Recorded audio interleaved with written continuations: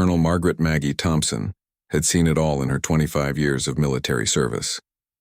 She had commanded troops in 3 different conflicts, earned numerous medals, and built a reputation as one of the most respected officers in the Air Force. But nothing had prepared her for the phone call she received on that crisp Tuesday morning in October. The call came from General Harrison, her superior at Nellis Air Force Base. His voice carried an unusual tension that immediately caught her attention. The conversation was brief and cryptic, but the message was clear. There was a situation developing that required her immediate expertise in aircraft, deployment and tactical operations. Maggie had just finished her morning briefing with her squadron when Lieutenant Sarah Mitchell burst into her office. Sarah was one of her best pilots, a young woman with exceptional flying skills and an unwavering dedication to her duty. She had been flying A-10 Thunderbolts for 3 years and had quickly earned the respect of her peers and superiors alike. "Colonel, we've got an unusual request from headquarters," Sarah said, her voice betraying a mixture of excitement and concern. "They're asking for a demonstration flight over the Henderson training grounds. Something about showing visiting dignitaries the capabilities of our aircraft."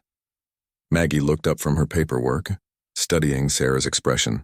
The request seemed routine enough, but something about the timing felt off. The Henderson training grounds were typically used for basic exercises, not demonstration flights for VIPs. She had been expecting orders related to the morning's phone call, but this seemed unrelated. "Who are these dignitaries?" Maggie asked, reaching for her coffee mug. The liquid had grown cold during her morning meetings, but she took a sip anyway, using the moment to think. "That's the strange part, Colonel.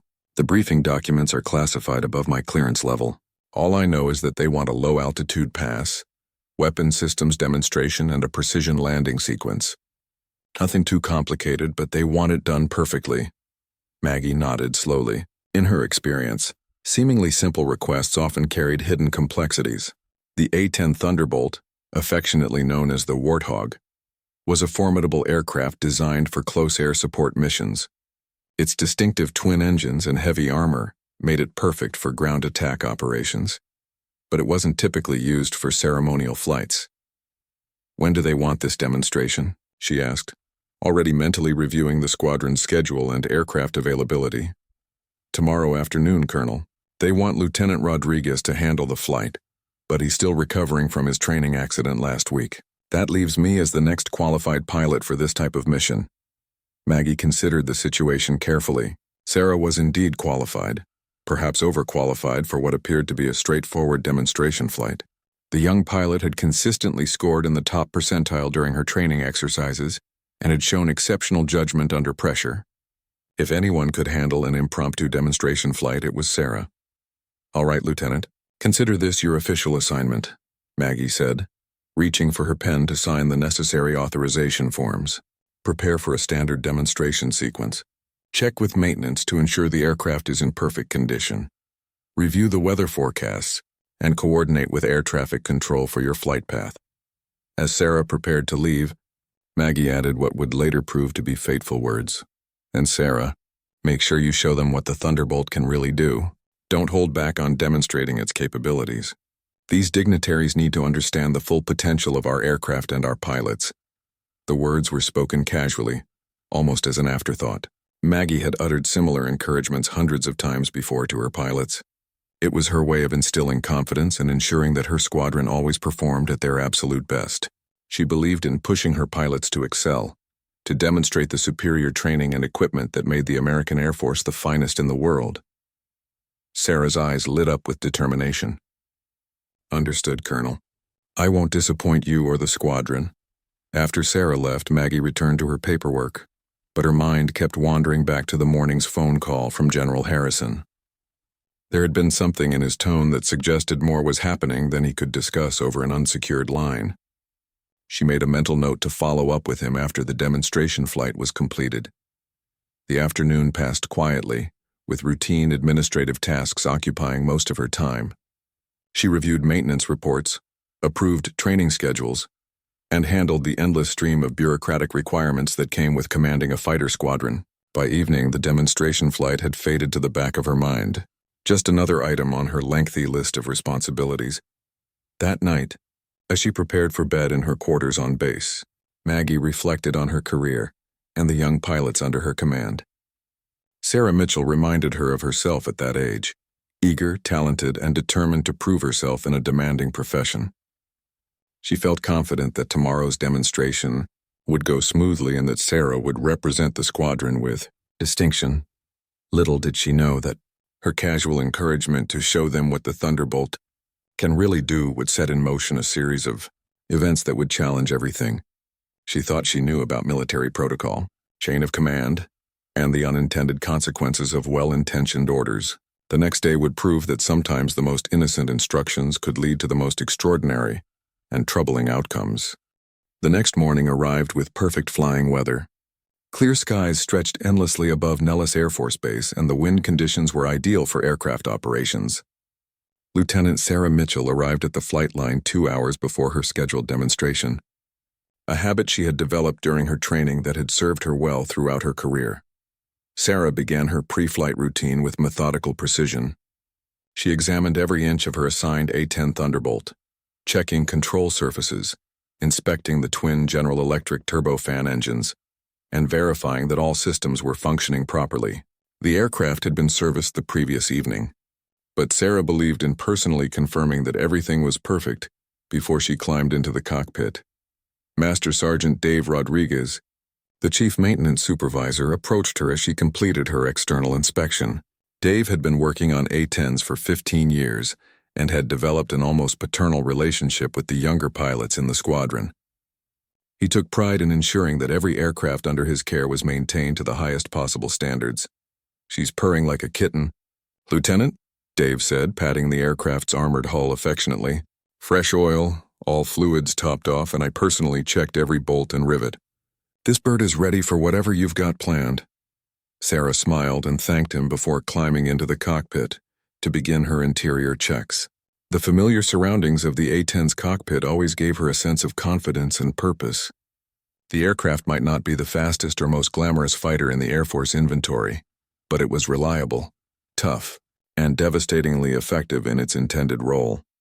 As she worked through her pre-flight checklist, Sarah thought about Colonel Thompson's instructions from the previous day. The colonel had emphasized showing the visiting dignitaries what the Thunderbolt could really do, and Sarah was determined to deliver an impressive demonstration. She had spent the previous evening reviewing advanced maneuvers and considering how to best showcase the aircraft's unique capabilities. The A-10 was designed for close air support missions, built to operate in hostile environments and deliver precise firepower to support ground troops. Its legendary GAU-8 Avenger cannon could fire 3,900 rounds per minute, and its robust construction allowed it to absorb significant damage while continuing to fly. Sarah planned to demonstrate the aircraft's low-altitude handling, its stability during simulated attack runs, and its impressive maneuverability despite its somewhat ungainly appearance. An hour before the scheduled demonstration, Colonel Thompson arrived at the flight line to observe the final preparations. She spoke briefly with the control tower to confirm that the airspace over Henderson training grounds had been cleared and that all safety protocols were in place. The visiting dignitaries had not yet arrived, but their security detail was already coordinating with base personnel to ensure everything proceeded smoothly. "How are you feeling about this, Sarah?" Colonel Thompson asked as she approached the aircraft. "Ready and confident, Colonel. I've planned a comprehensive demonstration that should give them a good understanding of what this aircraft can accomplish. Low-altitude passes, precision maneuvers, and a simulated close air support sequence that will show off the Thunderbolt's primary mission capabilities." "Excellent. Remember what I said yesterday about not holding back. These people need to see the full potential of our equipment and training." Sarah nodded enthusiastically. She interpreted the colonel's repeated emphasis as encouragement to push the envelope slightly, to demonstrate not just standard procedures, but the exceptional capabilities that set American pilots apart from their counterparts around the world. She felt honored to have been chosen for this assignment and was determined to make both the colonel and the squadron proud. As the time for departure approached, Sarah completed her final systems checks and received clearance from the control tower. The visiting dignitaries had arrived and were positioned at the designated viewing area near Henderson training grounds, approximately 20 miles from the base. The flight plan called for a series of passes over the training area, followed by various demonstration maneuvers, and concluding with a precision landing back at Nellis. Colonel Thompson watched from the flight line as Sarah taxied the A-10 toward the runway. The aircraft moved with purpose, its distinctive silhouette unmistakable against the Nevada landscape. As the Thunderbolt lined up for takeoff, Maggie felt the familiar mixture of pride and concern that came with sending one of her pilots into the air. The takeoff was flawless. Sarah advanced the throttles smoothly, and the A-10 accelerated down the runway with steady determination. Unlike the dramatic, high-speed departures of fighter jets, the Thunderbolt's takeoff was purposeful and controlled, reflecting the aircraft's design philosophy and mission requirements. As the aircraft climbed away from the base, Colonel Thompson returned to her office to monitor the demonstration through radio communications and radar tracking. The flight was expected to last approximately 45 minutes, after which Sarah would return for debriefing, and the visiting dignitaries would continue with their scheduled itinerary. Everything seemed to be proceeding exactly as planned. The weather remained perfect, communications were clear, and Sarah's initial reports indicated that all aircraft systems were functioning normally. Colonel Thompson began reviewing other administrative matters, confident that the demonstration would conclude successfully and reflect positively on her squadron's capabilities. However, as she would soon learn, the combination of perfect flying conditions, an eager young pilot, and instructions to demonstrate the aircraft's full potential was about to create a situation that would challenge her understanding of command responsibility and the far-reaching consequences of seemingly innocent orders. The demonstration flight that had begun so routinely was about to take a turn that would redefine everything she thought she knew about military operations and the weight of leadership decisions. As Lieutenant Sarah Mitchell flew toward the Henderson training grounds, she felt the familiar surge of excitement that came with piloting the A-10 Thunderbolt. The aircraft responded to her controls with the solid, dependable feel that had made it legendary among pilots and ground troops alike. Below her, the Nevada landscape stretched out in all directions, painted in the muted browns and greens of the high desert. The flight to the demonstration area took 15 minutes, during which Sarah reviewed her planned sequence of maneuvers one final time. She had carefully choreographed a series of passes and demonstrations that would showcase the A-10's versatility and combat effectiveness.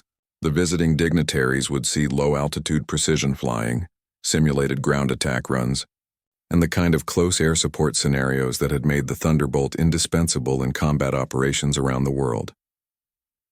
As she approached Henderson training grounds, Sarah could see the small group of observers gathered at the designated viewing area.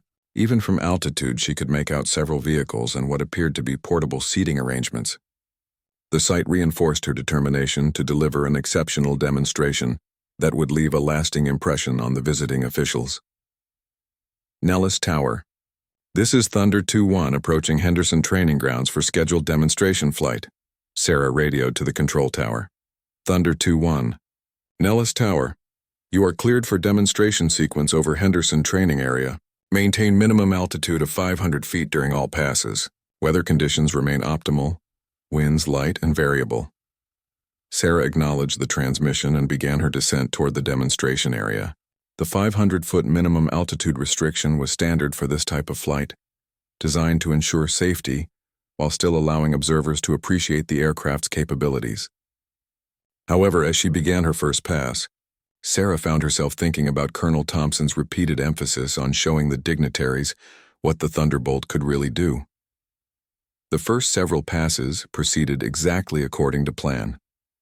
Sarah flew precise patterns over the training area, demonstrating the A-10's stability and maneuverability at various speeds and configurations. She extended and retracted the landing gear to show the aircraft's robust construction, performed gentle banking turns to display its handling characteristics, and executed simulated attack runs that illustrated the platform's primary mission capabilities.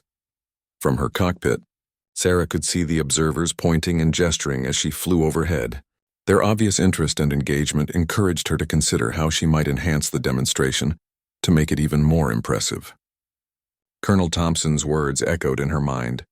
Don't hold back on demonstrating its capabilities, and show them what the Thunderbolt can really do. As she began her fourth pass over the viewing area, Sarah made a decision that would prove to be the turning point of the entire demonstration. Instead of maintaining the prescribed 500-foot altitude, she began a gradual descent, reasoning that a lower pass would give the dignitaries a better appreciation for the aircraft's size, power, and intimidating presence. "This will really show them what this bird can do," she thought to herself as she descended through 400 feet, then 300 feet, and finally leveled off at what she estimated to be approximately 200 feet above the ground. The effect was immediate and dramatic. The A-10's twin engines created a thunderous roar that echoed across the training area, and the aircraft's imposing silhouette filled the sky above the observers. Sarah felt a surge of satisfaction as she imagined the impression this low pass was making on the visiting dignitaries. This was exactly the kind of demonstration that would showcase American air power and the skill of American pilots. Encouraged by what she perceived as the success of the low pass, Sarah decided to push the demonstration even further. On her next approach, she descended to what appeared to be fewer than 100 feet above the desert floor. The sensation of high-speed, low-altitude flight was exhilarating, and Sarah felt completely confident in her ability to control the aircraft safely while delivering an unforgettable demonstration. However, what Sarah could not see from her cockpit was the effect her increasingly aggressive flying was having on the observers below. The visiting dignitaries who had expected a routine demonstration flight were now watching in growing alarm as the massive aircraft thundered overhead at altitudes that seemed dangerously low. Some of the observers had instinctively ducked or moved away from the viewing area as the A-10 roared past with what appeared to be only dozens of feet of clearance. Among the observers was a video crew that had been dispatched to document the demonstration for later analysis and possible use in training materials. The cameraman, initially focused on capturing routine footage of the aircraft, now found himself recording what appeared to be an increasingly dramatic and potentially dangerous display of low-altitude flying. Back at Nellis Air Force Base, Colonel Thompson was monitoring the demonstration through routine radio communications and radar tracking. The communications indicated that everything was proceeding normally, and the radar showed the aircraft maintaining its assigned position over the training area. What the radar could not accurately display, however, was the aircraft's exact altitude above the ground, particularly when it was flying as low as Sarah had descended. As Sarah prepared for what she intended to be her final and most impressive pass, she was completely unaware that her interpretation of Colonel Thompson's instructions had led her far beyond the bounds of the approved demonstration flight. In her eagerness to deliver an exceptional performance and show the visiting dignitaries the full capabilities of the A-10 Thunderbolt, she had crossed the line from demonstration, flying into what could only be described as an unauthorized aerobatic display. The stage was now set for the climactic moment that would transform a routine demonstration flight into an incident that would reverberate through the chain of command and force Colonel Thompson to confront the unintended consequences of her casual encouragement to one of her most dedicated pilots. Lieutenant Sarah Mitchell lined up for what she intended to be the grand finale of her demonstration flight. The A-10 Thunderbolt responded eagerly to her controls as she positioned the aircraft for one final pass over the viewing area. In her mind, she was about to deliver a demonstration that would perfectly fulfill Colonel Thompson's instructions to show the dignitaries what the aircraft could really accomplish. What Sarah did not realize was that her increasingly aggressive flying had already captured the attention of more than just the visiting dignitaries. Unknown to her, one of the observers was General Patricia Hayes, a senior Air Force official who had arrived unannounced to evaluate the demonstration. As part of a broader assessment of squadron readiness and operational procedures, General Hayes had initially been impressed with the precision and professionalism of the first several passes. However, as Sarah descended to lower and lower altitudes, the general's expression had shifted from approval to concern, and finally, to outright alarm. As a pilot herself with over 30 years of experience, General Hayes recognized that what she was witnessing had moved far beyond the boundaries of a standard demonstration flight. For her final pass, Sarah decided to approach from a different angle, one that would allow her to demonstrate the A-10's agility and responsiveness. She entered a steep descent from altitude, pulling out of the dive at what she estimated to be approximately 50 feet above the desert floor. The maneuver was expertly executed from a technical standpoint, but it was also completely unauthorized and far outside the parameters of the approved demonstration flight. The massive A-10 thundered over the viewing area at an altitude so low that observers could clearly see details of the aircraft's construction and even make out Sarah's helmet through the cockpit canopy. The roar of the twin engines was deafening, and the wash from the aircraft's passage stirred up clouds of dust and debris that temporarily obscured the observer's vision.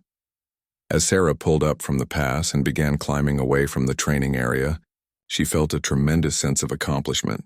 She was certain that her demonstration had exceeded all expectations and had given the visiting dignitaries an unforgettable display of American air power and pilot skill. In her mind, she had perfectly executed Colonel Thompson's directive to show them what the Thunderbolt could really do. However, the reaction among the observers was far different from what Sarah imagined. General Hayes was already reaching for her secure satellite phone to contact her staff, her face reflecting the serious nature of what she had just witnessed.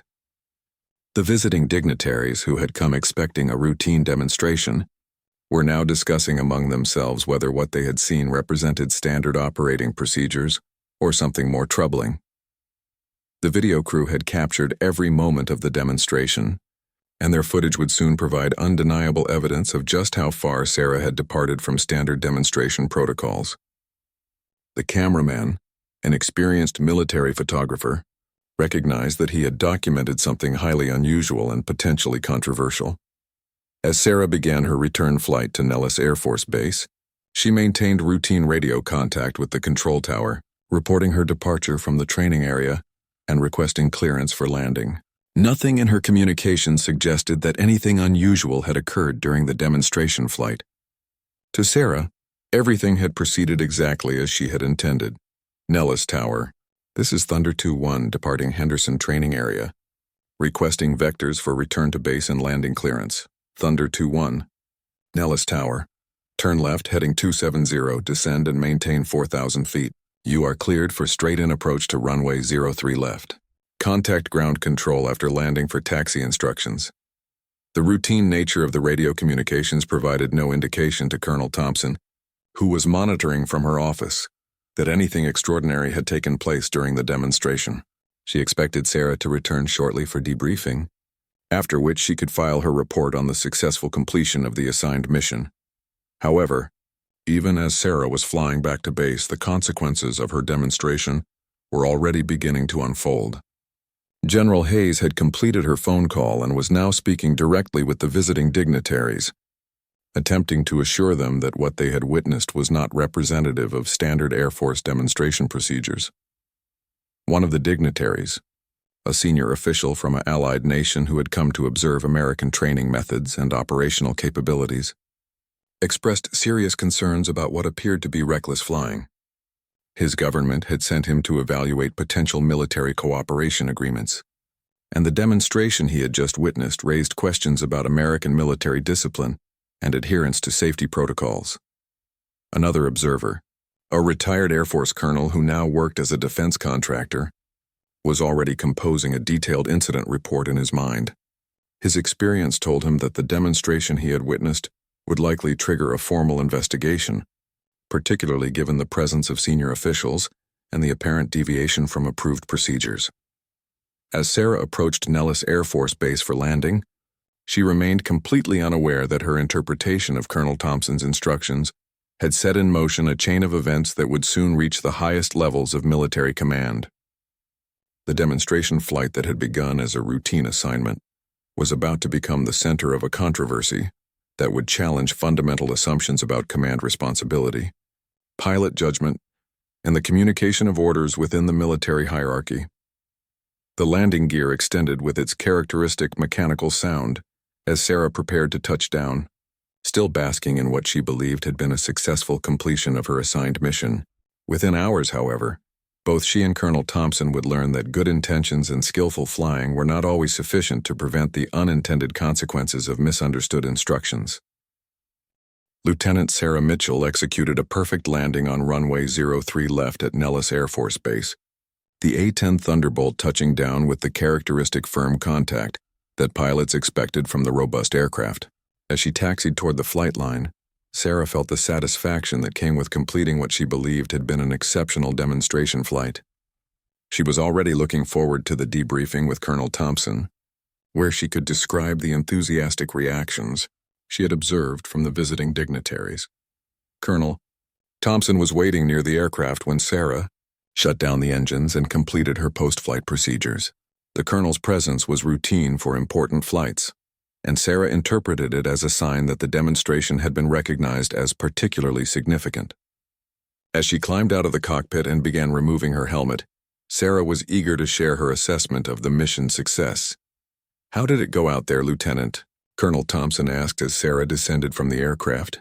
"Outstanding, Colonel. I think we really showed them what the A-10 can accomplish. The low passes were incredibly effective, and I could see the observers were genuinely impressed with the aircraft's capabilities. I made sure to demonstrate everything we discussed, especially showing them what the Thunderbolt can really do." Colonel Thompson nodded, pleased to hear that the demonstration had apparently proceeded smoothly. She was already mentally preparing her report for General Harrison, confident that the mission had been completed successfully and that the visiting dignitaries had gained a positive impression of the squadron's capabilities. "Excellent work. Sarah, why don't you get cleaned up and we'll do a proper debriefing in about an hour. I want to get your detailed assessment while everything is still fresh in your mind." As Sarah headed toward the squadron building to complete her post-flight paperwork, Colonel Thompson returned to her office to handle other administrative matters. She had several phone calls to return and reports to review, and she expected the demonstration flight to be just one successful item she could check off her lengthy list of daily responsibilities. However, approximately 30 minutes after Sarah's landing, Colonel Thompson received a phone call that would completely change her understanding of what had occurred during the demonstration flight.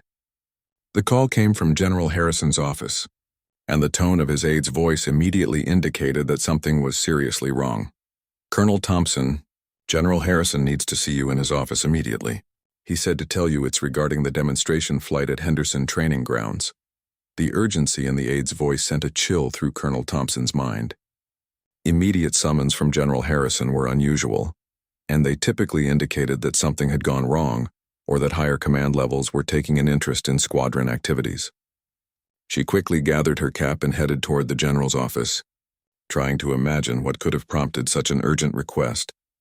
General Harrison was waiting for her when she arrived, and his expression was grave. Also present in the office was Colonel James Butler, the base inspector general, whose presence suggested that whatever had happened during the demonstration flight was being treated as a serious matter requiring formal investigation. "Maggie, we need to talk about what happened during today's demonstration flight," General Harrison began, his voice carrying a weight that Colonel Thompson had rarely heard before. "I've just gotten off the phone with General Hayes, who was apparently observing the demonstration as part of an unannounced evaluation of squadron readiness." Colonel Thompson felt her stomach drop. She had not been informed that General Hayes would be present at the demonstration, and the fact that a senior general had witnessed whatever had occurred made the situation exponentially more serious. "General, Hayes reported that your pilot performed what she described as unauthorized, low-altitude aerobatics that were far outside the parameters of a standard demonstration flight," General Harrison continued. "She said the aircraft was flying at altitudes that appeared to be 50 feet or less above the ground, creating a dangerous situation for both the pilot and the observers." The words hit Colonel Thompson like a physical blow. Sarah's enthusiastic description of low passes suddenly took on an entirely different meaning. What her pilot had interpreted as demonstrating the aircraft's capabilities had apparently crossed the line into unauthorized and potentially dangerous flying. "Sir, I authorized a standard demonstration flight with instructions to showcase the A-10's capabilities to visiting dignitaries.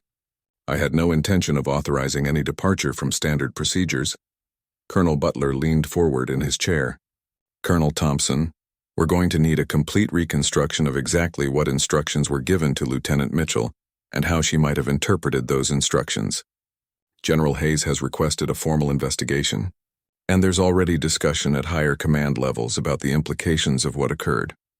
As the full scope of the situation began to become clear, Colonel Thompson realized that her casual encouragement for Sarah to show them what the Thunderbolt can really do had been interpreted far more literally than she had ever intended.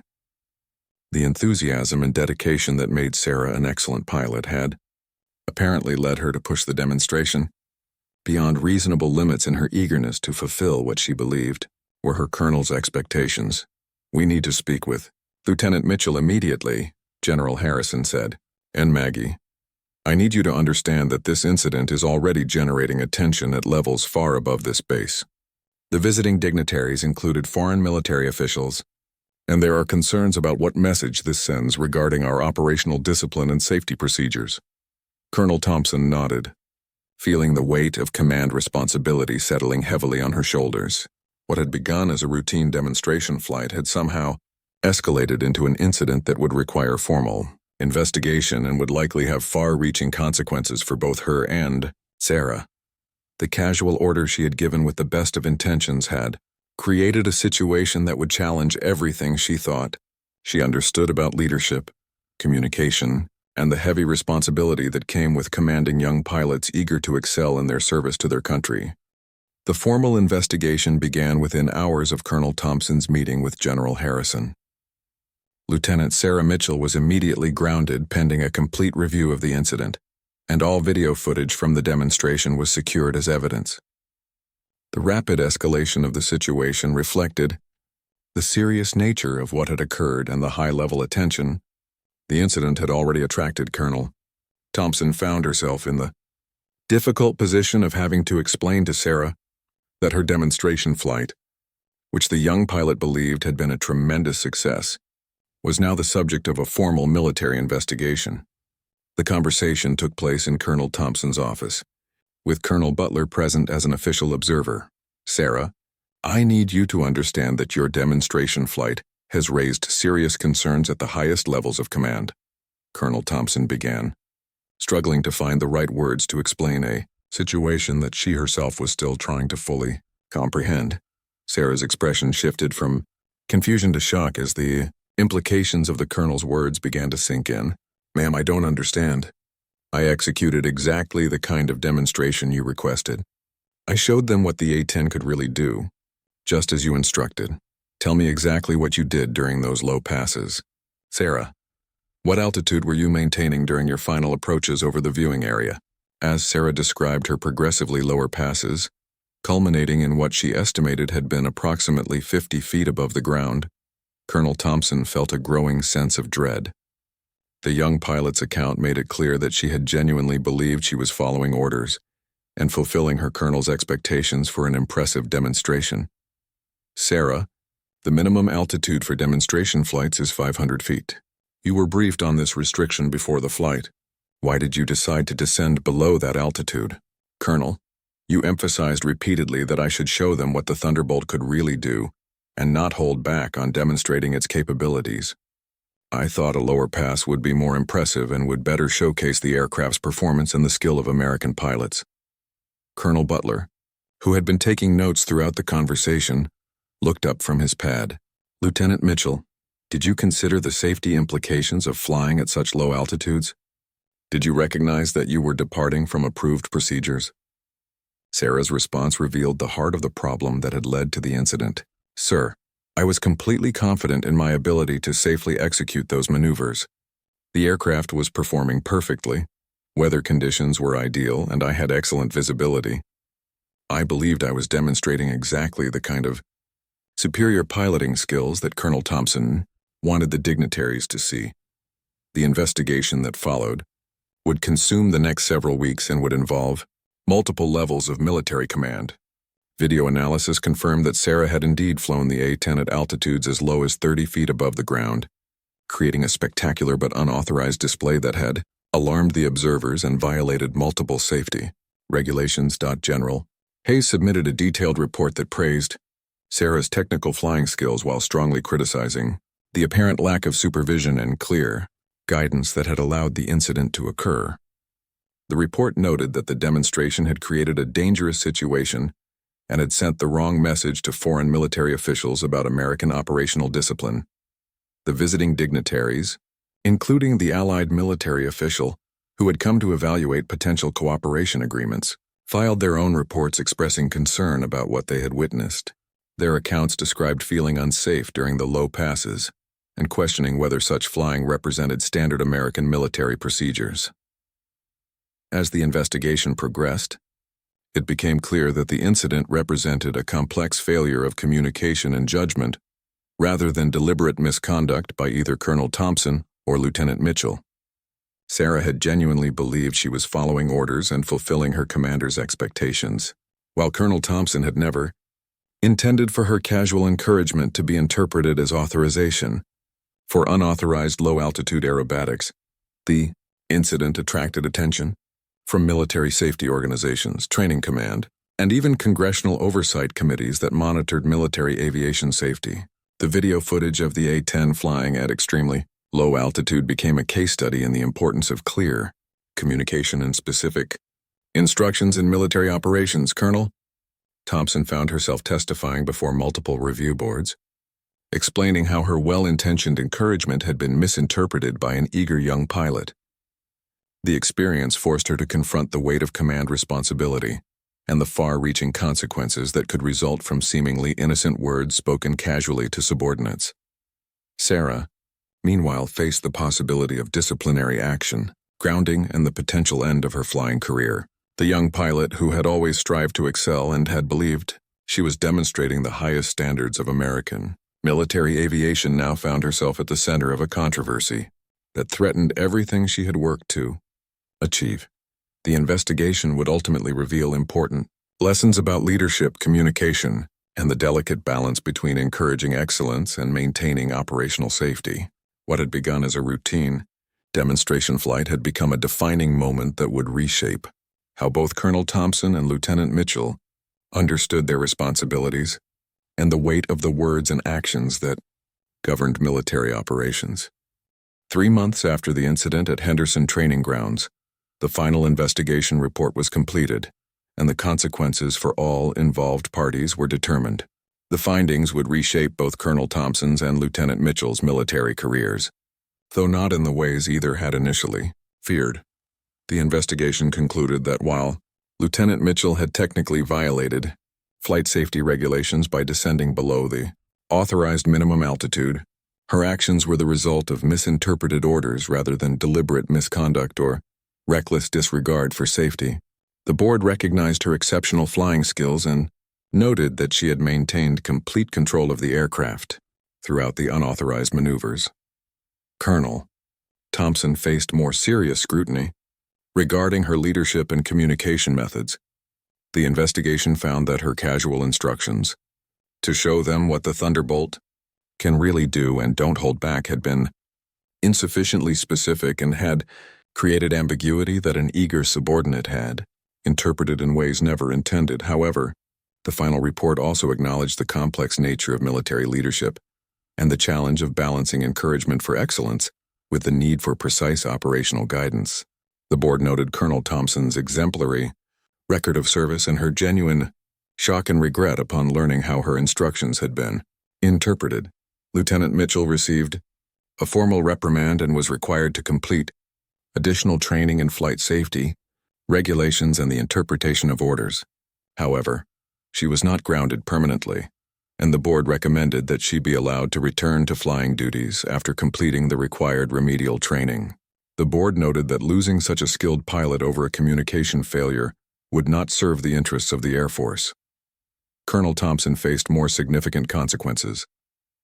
She was relieved of her command of the fighter squadron and transferred to a staff position at Air Force headquarters, where her experience would be used to develop new protocols for demonstration flights and clearer guidelines for instructing pilots. While the transfer was effectively a demotion, it was not considered punitive but rather a repositioning that would allow her expertise to benefit the broader Air Force. The incident led to significant changes in how demonstration flights were planned and executed throughout the Air Force. New regulations required specific altitude parameters to be clearly stated in all flight briefings, and commanders were required to use precise technical language when providing instructions to pilots. The casual encouragement that had been common in military aviation was replaced with more structured and specific communication protocols. General Hayes, whose unannounced presence at the demonstration had triggered the investigation, used the incident as the basis for a comprehensive review of communication practices in military aviation. Her final report became required reading at military leadership schools and was credited with preventing similar incidents at other bases.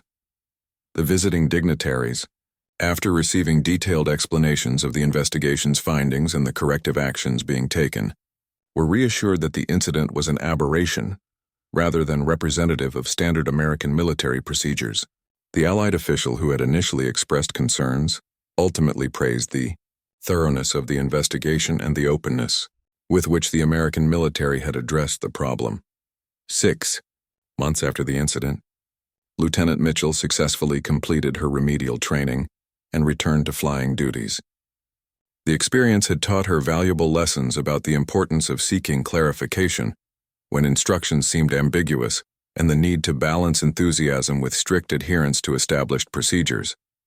She would go on to have a distinguished career, eventually becoming a flight instructor herself and using her experience to teach other young pilots about the importance of clear communication. Colonel Thompson, in her new position at Air Force Headquarters, became a leading advocate for improved communication training for military leaders. She developed new curricula that emphasized the weight of casual words and the importance of precise language in all military operations. Her work was credited with improving leadership, effectiveness throughout the air force, and reducing the likelihood of similar communication failures. The A-10 Thunderbolt that Sarah had flown during the demonstration continued in service, bearing no physical evidence of the incident that had briefly made it the center of a military controversy. The aircraft would go on to fly many more missions, its robust design and reliable performance continuing to serve pilots and ground troops around the world. Years later, both Colonel Thompson and Lieutenant Mitchell would look back on the incident as a defining moment in their careers. While it had been a painful experience at the time, both recognized that the lessons learned had made them better military officers and more effective leaders.